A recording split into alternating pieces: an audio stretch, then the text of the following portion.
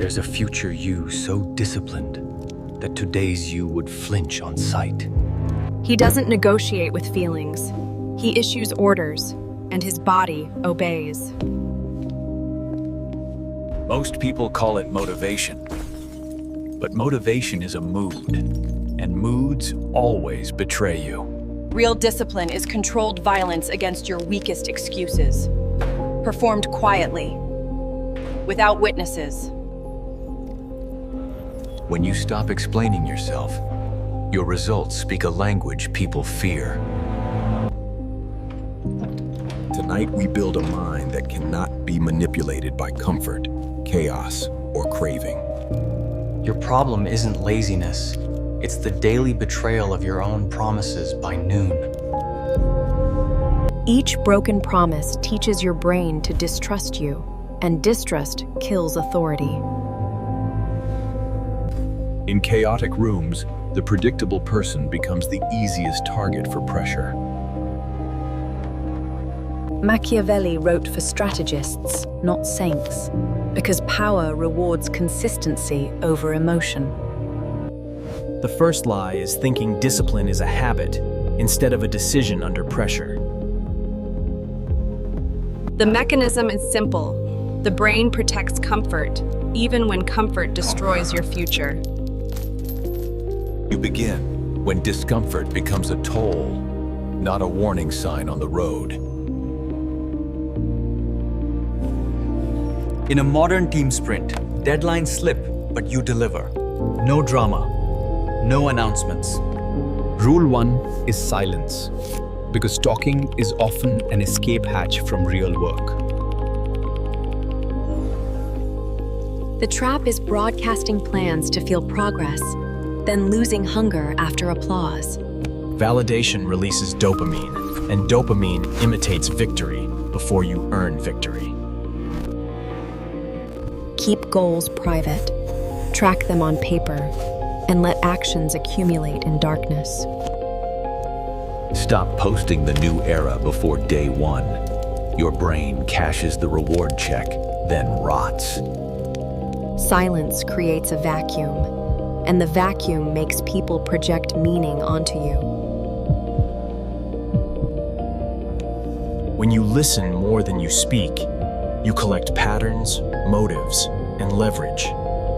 Answer briefly, move deliberately, explain only for necessity, nothing else. If you are tired, don't narrate it. Adjust the plan, then continue the mission. If you are hurt, don't perform pain. Heal in private, then return with strength.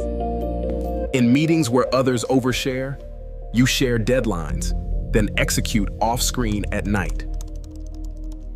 6 months of quiet effort beats 1 week of loud enthusiasm. Every single time.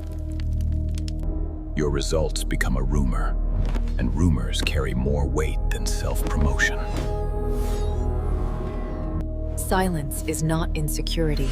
It's armor that protects intent from sabotage and gossip. When people can't read you, they can't steer you. That is freedom. Rule 2 is emotional alchemy, turning "I don't want to" into "I did it anyway." The trap is waiting to feel ready. But readiness is a fantasy your fear sells you. Emotions are weather systems, and weather was never designed to lead strategy. Separate internal mood from external output. Let the calendar decide, not feelings. Use the 3-second rule. Alarm rings, count 1, 2, 3, then move on command. Thinking too long isn't wisdom, it's your comfort system negotiating a surrender. Build a start ritual. Water, light, shoes, so the body moves before the mind argues. Train hardest on bad days, so bad days stop controlling your trajectory. When misery becomes fuel, you become unpredictable. and unpredictability creates endurance. The goal isn't numbness, it's command. Feel everything, then choose action. In a brutal performance review, you don't on-spiral. You schedule upgrades and ship results. Duty outlasts passion. Because duty is a contract, passion is just a visitor. Define non-negotiables, sleep, training, deep work, and defend them like borders. If you miss once, you correct immediately. You don't start Monday as refuge. Consistency rewires identity. You stop being someone who tries and become someone who finishes. Freedom appears when your output stays stable, while your emotions churn like storms. That stability makes manipulators nervous because they can't time your collapse. Rule 3 is weaponized isolation. Focus requires distance from the noise. The trap is filling every silence with scrolling, podcasts, and texting instead of thought. Cheap dopamine numbs anxiety for an hour, then expands it underneath your life. Schedule withdrawal blocks, phone off, door closed, one objective, then endure boredom as training. Boredom is the gatekeeper. Behind it live the skills distraction never forged. Cut the friends who love you only when you are weak, drunk, or average.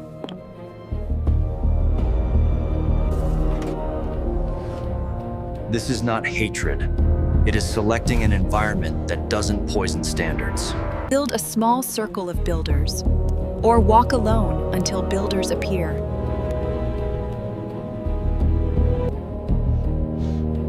Isolation is a laboratory. You discover your real thoughts without social pressure. In a high-stakes office, you skip the happy hour and finish the proposal that moves revenue.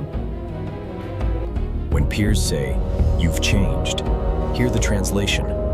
"Your discipline exposes my comfort." Replace social cravings with structured solitude. Gym, study, business, recovery, then repeat cycles. If you need company to behave, you don't have character, you have supervision.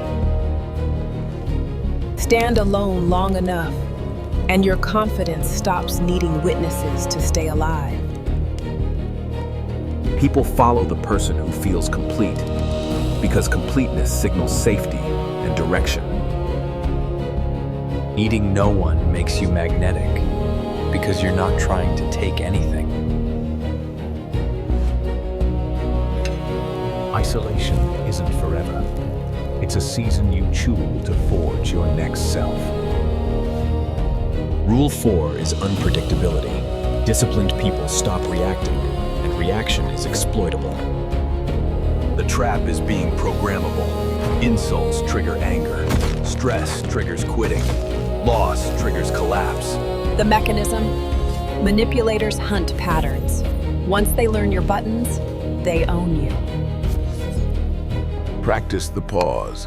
Breathe once, soften the face, then choose a response like a strategist. When provoked, return to the task. The calm return humiliates the bait. Stop public complaining. Complaints advertise your pressure points to strangers. For free. Discipline makes you a glitch, consistent, quiet, and impossible to bait into self-sabotage. A colleague takes credit, and you document cleanly, escalate calmly, and keep delivering proof. Unpredictability isn't chaos. It's standards that don't change with someone else's mood. Decide consequences in advance.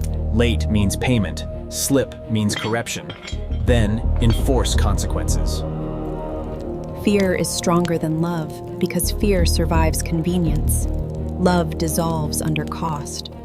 Applied inward, fear becomes accountability. Fear the old self more than discomfort. Set penalties you can't dodge. Donations, extra sets, blocked apps. So betrayal has a price. When your consistency becomes inevitable, people stop testing you, because tests always fail. The aim is implacable progress, slow, silent, crushing obstacles like a glacier. A person who cannot be broken by his own mind becomes untouchable in every room. Rule 5 is the absolute standard, because low standards create repeat failure. The trap is treating trying as enough, so mediocrity feels acceptable. Comfort is engineered everywhere.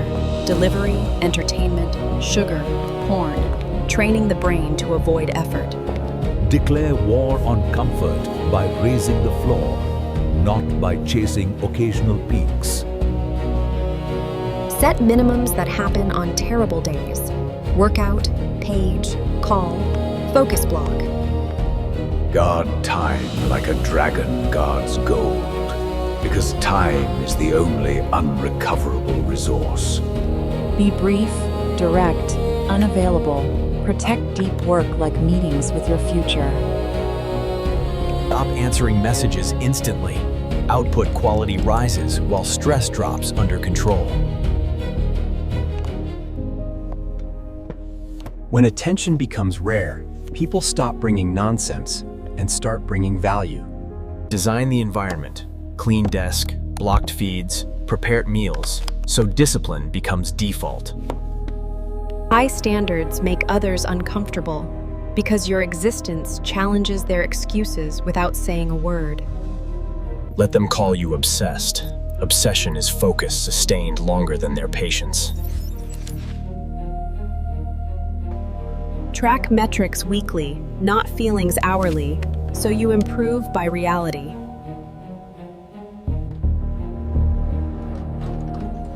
You don't need to be understood by everyone. You need to be effective. This is how you exit the average bracket and breathe where the air is thin. Rule 6 is killing the old self, and this is where most people retreat. The trap. Clinging to the identity that needs to be liked. Shrinking your ambition just to fit in. Belonging once meant survival, so rejection still feels like danger to the nervous system. Hold a private funeral for the past you. Close the door. Delete triggers. Burn excuses. You may lose friends, comfort, even relationships.